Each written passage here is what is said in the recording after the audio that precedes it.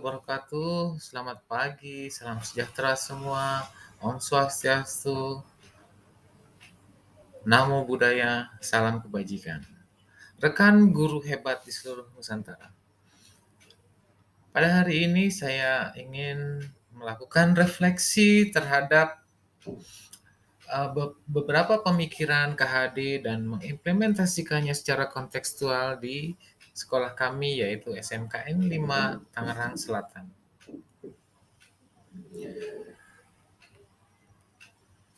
Saya berusaha menjelaskannya dengan struktur seperti memaknai pendidikan, karakteristik SMKN 5 Tangsel, karakteristik kota Tangsel itu sendiri, lalu bagaimana strategi desain pendidikan yang mungkin ada yang bisa diimplementasikan di SMK 5 dan relevansi ide KHD di SMK 5 itu sendiri.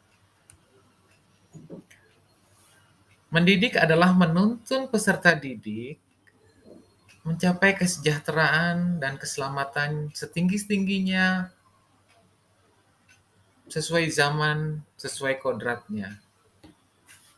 Tapi perlu diingat bahwa KHD juga berpesan bahwa ada dua unsur dalam diri setiap peserta didik, yaitu intelligible dan biologis. Intelligible seperti kecerdasan yang bisa dirubah menjadi cerdas karena bodoh, lemah pikiran itu bisa dilatih supaya menjadi lebih cerdas. Sedangkan biologis itu sudah ada dari sananya, sudah ada dari DNA-nya. Rasa takut, rasa malu, rasa kecewa, rasa iri, egoisme.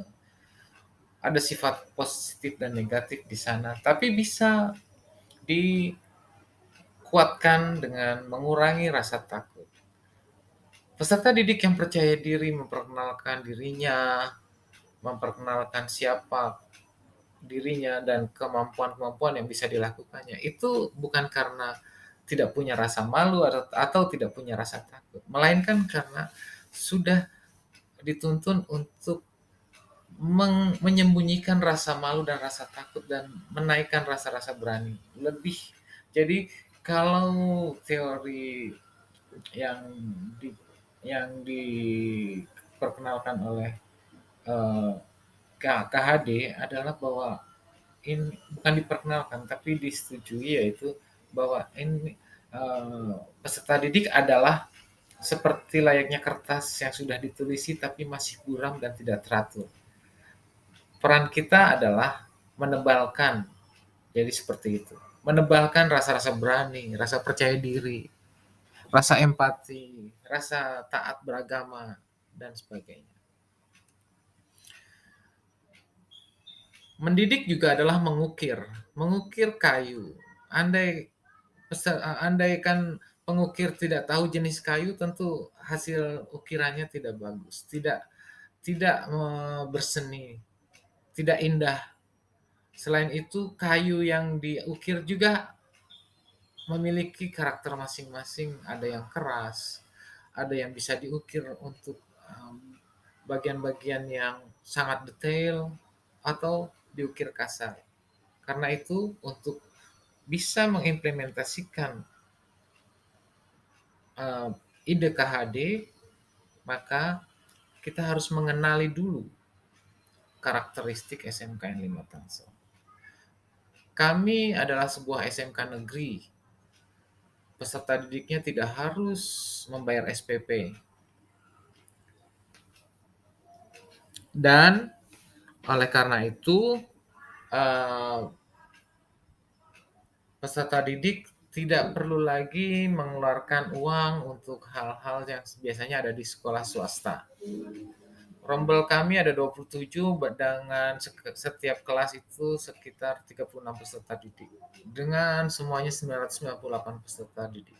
Menariknya, berdasarkan data Dapodik, saya mengcapture bahwa 86% adalah miskin dalam tanda kutip. Maksud saya adalah sekolahnya sudah gratis, tapi masih juga mengajukan program-program seperti KIP, PIP, KPS. Miskin saya maksud adalah dengan tanda kutip itu adalah bahwa, eee, bagaimana mungkin kami bisa membuat program-program baru di luar yang di-cover oleh, bos. Dan ini sebuah tantangan, tantangan yang layak bagi kami sebagai guru penggerak. Selain itu, karakteristik kami adalah 2 di bidang teknik, konsentrasi keahliannya, yang satu lagi di bidang pelayanan. Teknik pengelasan dan desain grafika atau desain komunikasi visual. Lalu pada pelayanan adalah farmasi klinis dan komunitas. Keberadaan kami di Tangerang Selatan atau lokasi kami di Tangerang Selatan juga mempengaruhi bahwa Tangerang Selatan adalah sebuah kota, ya sekitar 14 tahun yang lalu kami berdiri, bergabung dengan Provinsi Banten. Seperti layaknya sebuah kota sebagai penopang, apalagi kami berada di sebelah ibu kota. Gaya hidup masyarakatnya sudah sama dengan SMA, dengan DKI, dengan Jakarta. Kalau dilihat secara demografi, sebaran etnis juga sudah tidak ada lagi entitas budaya yang dominan.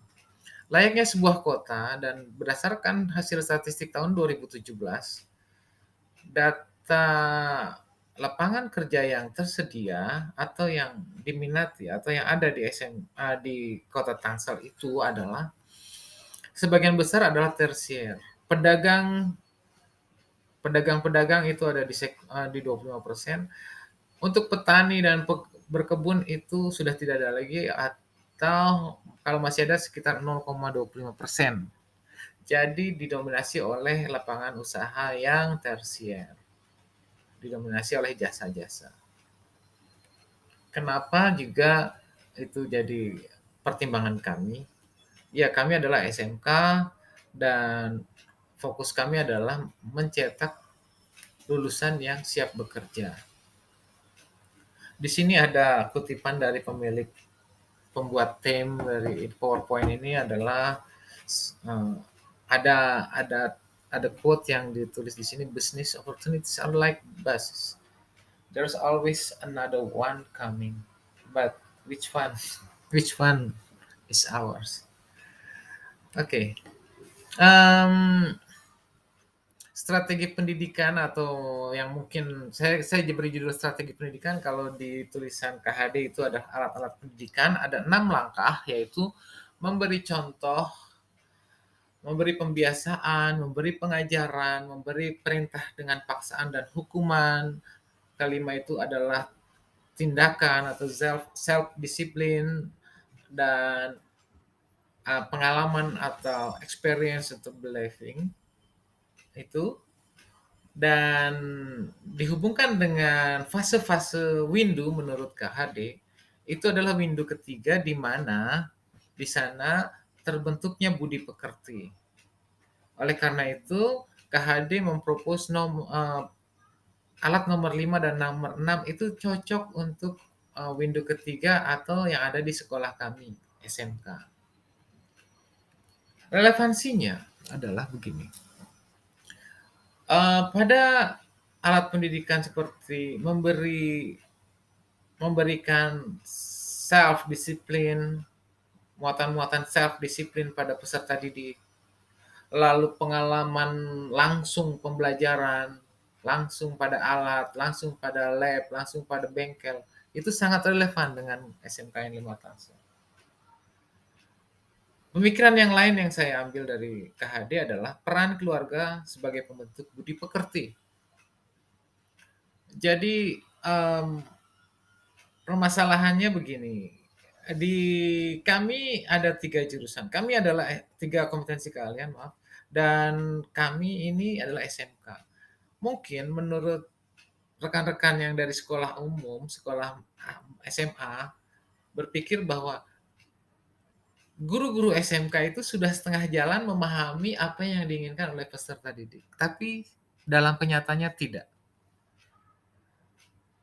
Survei kecil-kecilan saya di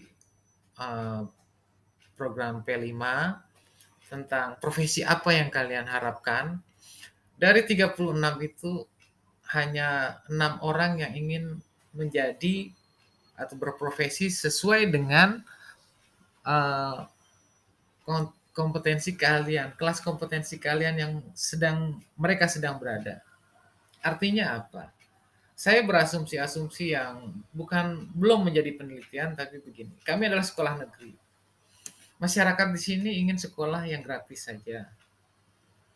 Tidak menitik beratkan pada hal yang sangat penting dari SMK adalah passion peserta didik. Apa yang diinginkan peserta didik itu bukan menjadi pertimbangan yang utama.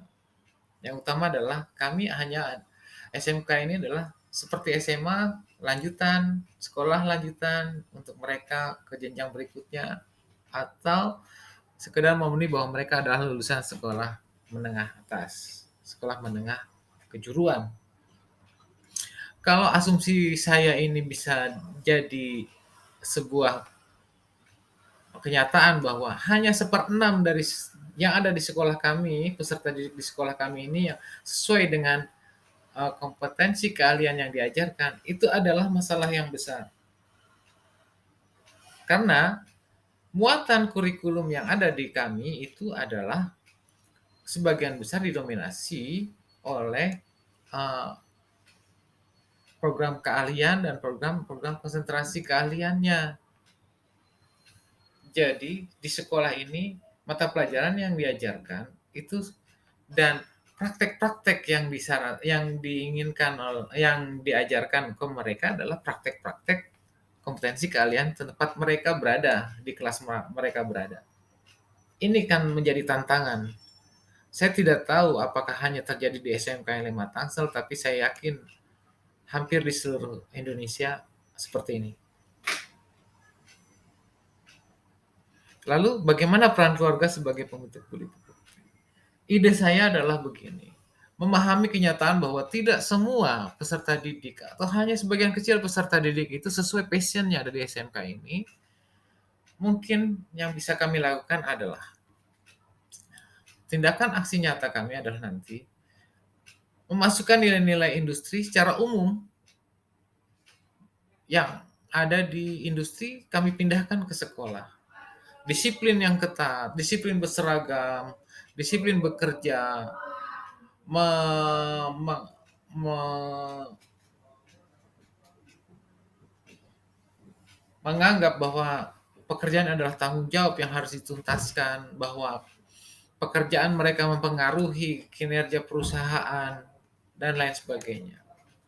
Dan kami akan melakukan aksi dalam kegiatan untuk mengurangi potensi lulusan yang tidak berkualitas. Potensi yang tidak berkualitas adalah peserta didik yang tidak percaya diri. Untuk melamar saja sudah takut. Melamarnya hanya 1, 2, ke 3 tempat. Tidak memahami ada peluang di semua perusahaan yang membutuhkan dan tidak tahu, tidak aktif untuk mencari lowongan. Tidak percaya diri dalam menghadapi wawancara, berpenampilan tidak menarik, tidak disiplin, tidak menghargai waktu, itu kami berusaha sebisa mungkin akan mengurangi hal-hal tersebut dengan aksi nyata kegiatan yang nantinya harus memberi peran keluarga lebih banyak. Karena ini adalah budi pekerti, karakter. Itu didominasi oleh peran keluarga. Jadi apa yang kami maksud di sini adalah keluarga ini akan kami beri peran aktif, mungkin menjadi guru. Bagaimana orang tua menghayati peran menjadi guru. Bagaimana peran keluarga ini di sekolah itu melihat anak-anaknya tidak bisa berpakaian rapi, datang terlambat, tidak tepat waktu ketika istirahat, habis istirahat. Bagaimana mereka tidak bisa giat, bagaimana mereka lesu dalam belajar, bagaimana apa yang harus dilakukan oleh orang tua. Dan kami sebagai guru akan belajar dari orang tua. Orang tua akan kami undang untuk menjadi guru di kelas-kelas kami. Kemungkinan ada di program P5 nanti akan kami libatkan. Seluruh orang tua harus berperan aktif, seluruhnya, mungkin bergiliran. Ini aksi nyata yang saya sedang rencanakan. Ide-idenya masih dalam pemikiran, mungkin nanti dikonsepkan dalam sebuah program kegiatan. Jadi keluarga memang, semua keluarga menurut KHD juga ada naluri untuk mendidik, tapi masih belum teratur, masih belum teratur. Karena itu kami berkolaborasi dengan keluarga akan membuat sebuah proses menuntun yang lebih teratur. Kami belajar dari orang tua dan orang tua belajar dari kami seperti itu. Dan jangan lupa kami juga adalah orang tua dari anak-anak kami di rumah. Demikian yang saya refleksikan dari pemikiran KHD untuk kami implementasikan secara kontekstual di SMK 5 Tangsel. Salam guru hebat. Assalamualaikum warahmatullahi wabarakatuh. Salam sejahtera, Om Swastiastu, Namo Buddhaya, salam kebajikan.